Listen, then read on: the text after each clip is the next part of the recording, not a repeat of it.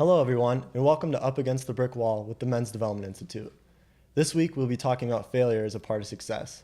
I'm this week's panel host, Taylor Carlson, and joining me today are my fellow Johnnies, Daniel Yang, Ramon Angeles, and David Johnson. Failure is a part of all our lives. Failure can often be demoralizing and feel like a bad thing. Even when we find success in things like school or sports, the small failures can add up and feel insurmountable. Routine failure can even make us feel as though we have no direction and can even hinder us from pushing towards our goals. Today we're going to talk about why failure is a positive thing. So, gentlemen, why is failure an important part of success?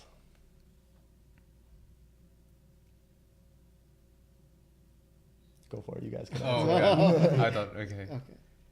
I guess I'd go first. Yeah, so I think failure is a key part of success because I think failure teaches you a lot about yourself. I think one of those things is being resilient. Going through failure, teaches you about what are your weaknesses, what are your strengths, and it prepares you for future failures too. When I say resilient, it gives you a tougher skin when you experience that next failure. And out through failure, there's growth. And when I say growth, also again, it relates to how you grow as an individual through those type of obstacles through your life. And I feel like those two things are really key factors in being successful.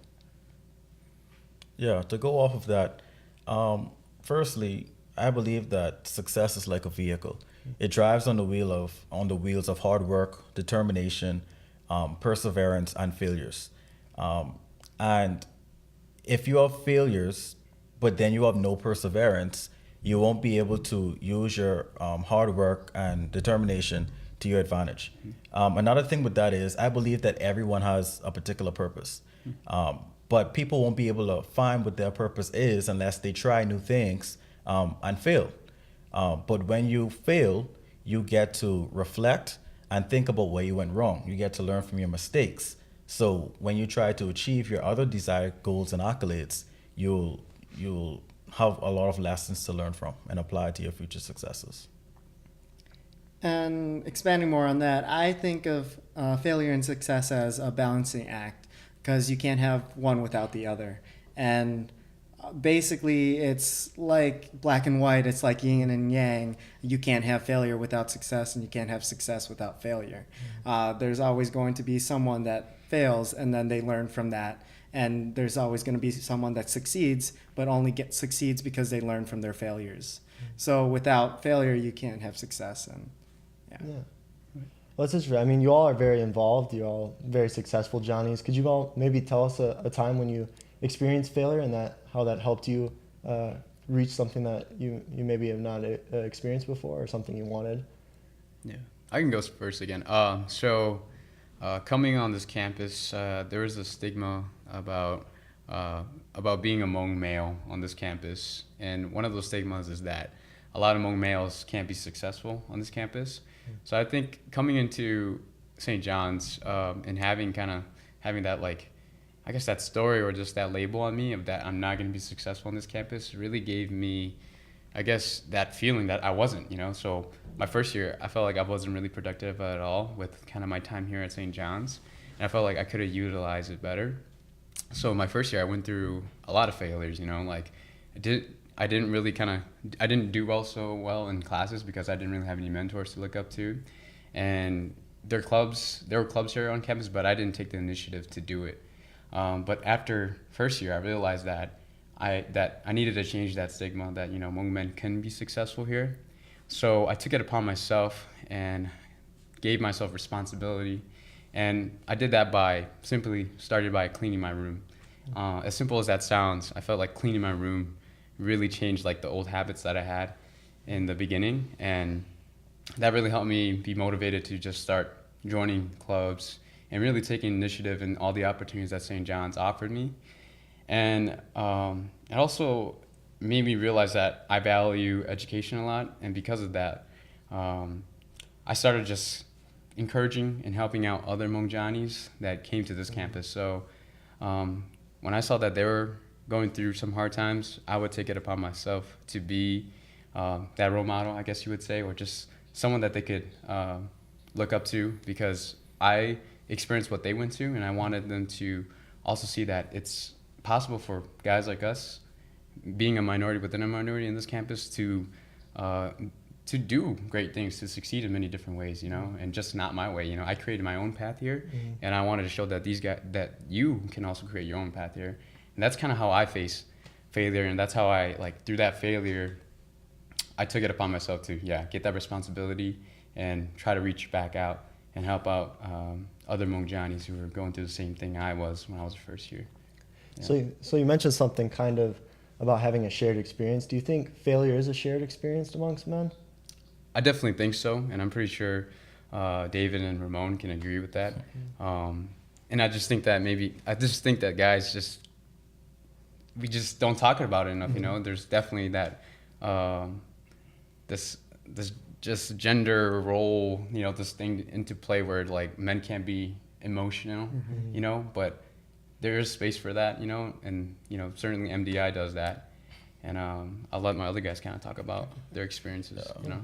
Yeah, going off of it, you know, you said it perfectly, you know, with the gender roles, with masculinity being this big part of who we are as men. We feel as if we can't express emotions. We feel as if we can't fail, and we feel as if we can't speak about our failures. But we're human beings, and we have to realize that, you know. But going off of that, I've experienced many challenges, many obstacles, many failures on my road to success. My life hasn't been all about successes. To focus on one particular failure or one particular time when I felt as if I failed. Last year, I planned, as a sophomore, my number one goal was to land a great internship for the summer. So I went to the job fairs in the cities. I went to job fairs on campus. I sent out my resumes to numerous companies, and I said within myself, I need to land a job for the summer. And lo and behold, they did not land the job, you know? So I felt as if all of my hard work was in vain. You know, I felt like a failure.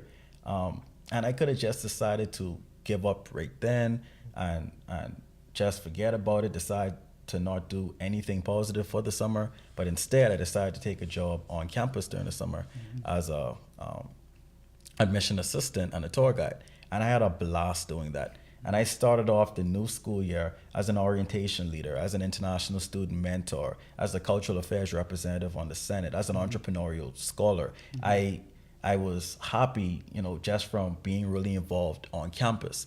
And, you know, I ended the semester with a 4.0 GPA, and everything just started working out in my favor after this big thing that was a failure, you know. And at this present moment, like exactly a year from last year, I am happy to say that a lot of the internships that I applied to last year, I've been receiving, you know. So what if I just stopped at that one failure and I said, I'm not going to go on? Where would I be right now? You know, I used that failure to better myself and attain more success. So, yeah. That's awesome. And I guess for me, a lot of my failures are incorporated into the things I'm involved in. I guess one big thing that I guess the whole campus can see is Pines, in a sense. Last year's Pines was not the best. Some would say it's a failure. I wouldn't necessarily call it an entire failure because we got over 600 people to attend. But because of different things that were said throughout the whole process of Pines last year, we wanted to incorporate all the things that we should have incorporated at the beginning, from student input, from different events, from different genres, all that stuff. And we wanted to incorporate it to make this year's Pines even more successful than last year.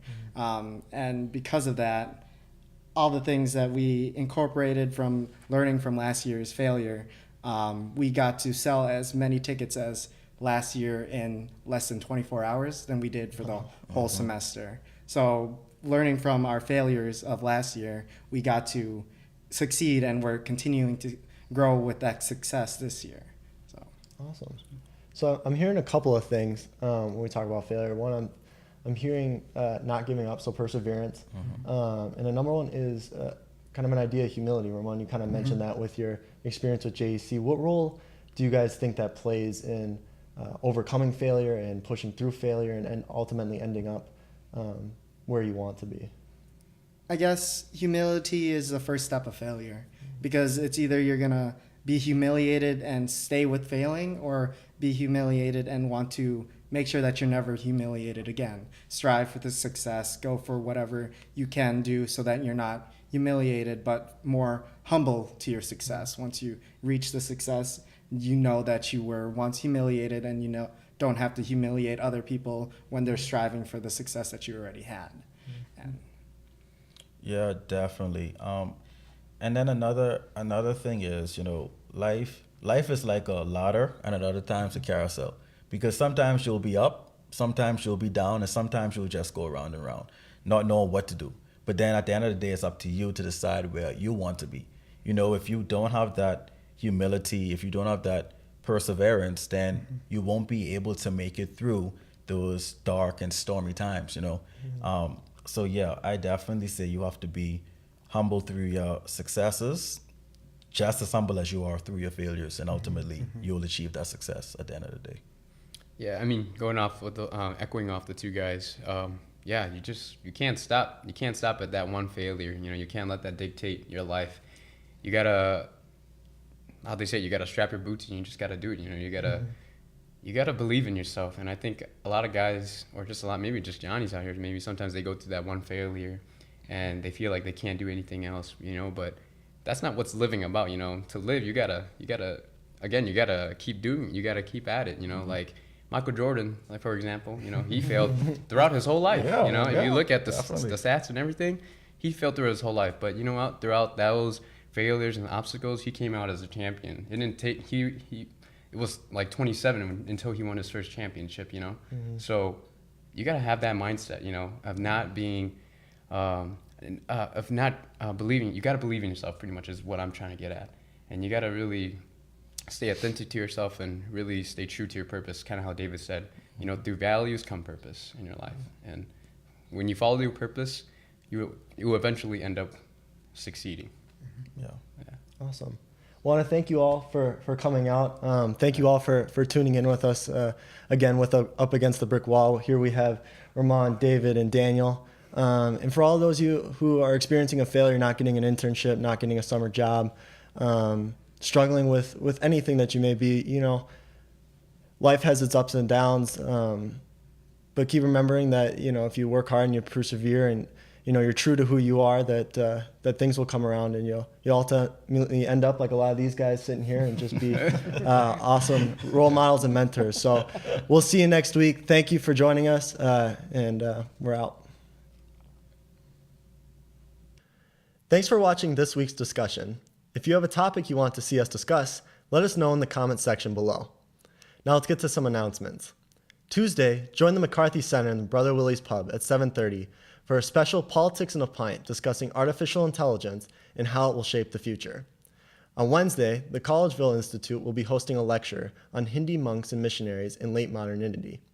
This is a great opportunity to see how Hinduism and Christianity can interact and benefit people of both faiths. That will be going on at 7:45 in the Quad, room 264. Also, don't forget about walk-in Wednesdays in both campus health centers. Thursday is opening night of Dancing with Lunasa. There are 6 showings of the play between the 4th and the 14th of April, so don't miss your chance to see it. On Friday, we have Senate elections on both campuses from 8 a.m. till 8 p.m. Make sure you have your voice heard in next year's student senates. On Saturday, Outdoor U will be hosting the Maple Syrup Festival from 1 to 4 in the Arb. Later that night, the Quinceañera will be in Upper Gretzky, starting at 7 p.m. The presentation for that will begin at 8 and the dance at 8:45. And that's all we got. Thank you for watching.